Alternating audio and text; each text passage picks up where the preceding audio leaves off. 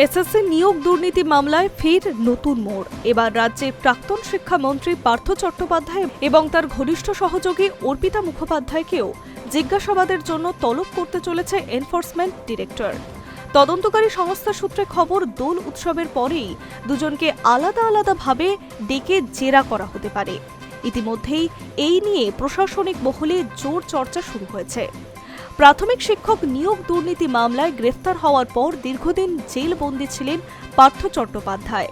একই মামলায় গ্রেফতার করা হয়েছিল অর্পিতা মুখোপাধ্যায়কেও। পরে আদালতের নির্দেশে দুইজনেই জামিন পান। তবে জামিন পেলেও তদন্ত থেমে থাকেনি, বরং সময়ের সঙ্গে সঙ্গে তদন্তের পরিধি আরও বেড়েছে, এমনটাই দাবি তদন্তকারী আধিকারিকদের। কেন্দ্রীয় তদন্তকারী সংস্থা ইডি বর্তমানে এসএসসির নিয়োগ সংক্রান্ত আর্থিক লেনদেন এবং অর্থ পাচারের অভিযোগ খতিয়ে দেখছে।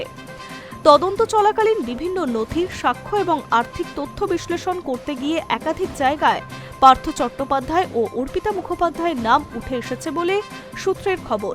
সেই কারণেই এবার সরাসরি জিজ্ঞাসাবাদের সিদ্ধান্ত নেওয়া হয়েছে। উল্লেখ্য, প্রাথমিক নিয়োগ দুর্নীতি মামলায় তদন্ত চলাকালীন অর্পিতা মুখোপাধ্যায়ের একাধিক ফ্ল্যাট থেকে বিপুল পরিমাণ নগদ অর্থ উদ্ধারের ঘটনায় তোলপাড় হয়েছে রাজ্য রাজনীতি।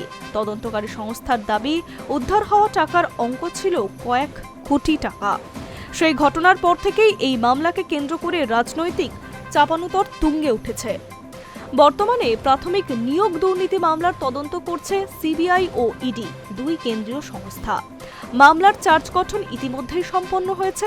পাশাপাশি এসএসসির দুর্নীতির তদন্তে ইডি আলাদা করে চার্জশিট জমা দিয়েছে বলে জানা গিয়েছে। তদন্তকারীদের মতে, নিয়োগ প্রক্রিয়ায় আর্থিক অনিয়ম ও প্রভাব খাটানোর অভিযোগ সূত্র ধরেই নতুন তথ্য সামনে এসেছে। সবচেয়ে বড় প্রশ্ন এখন, ঠিক কবে তলব করা হবে পার্থ ও অর্পিতাকে? দোল উৎসবের কারণে চলতি সপ্তাহে সরকারি দপ্তরগুলিতে ছুটির আবহ থাকলেও ইডি সূত্রে প্রাথমিকভাবে জানা যাচ্ছে আগামী 18 ও 16 মার্চের মধ্যে তাদের হাজিরা দিতে বলা হয়েছে। তদন্তকারীরা দুইজনকেই আলাদা করে জিজ্ঞাসাবাদ করে তথ্য মিলিয়ে দেখবেন। রাজনৈতিক মহলের একাংশের মতে এই জিজ্ঞাসাবাদ মামলার তদন্তে গুরুত্বপূর্ণ মোড় আনতে পারে। অন্যদিকে আইন বিশেষজ্ঞদের মতে, চার্জশিট জমা পড়ার পরেও যদি নতুন তথ্য সামনে আসে তাহলে তদন্ত আরও গভীরে যাওয়া সম্ভব নয়। সব মিলিয়ে দোলের পর থেকে ফের আলোচনার কেন্দ্রবিন্দুতে উঠে আসতে চলেছে এসএসসির দুর্নীতি মামলা।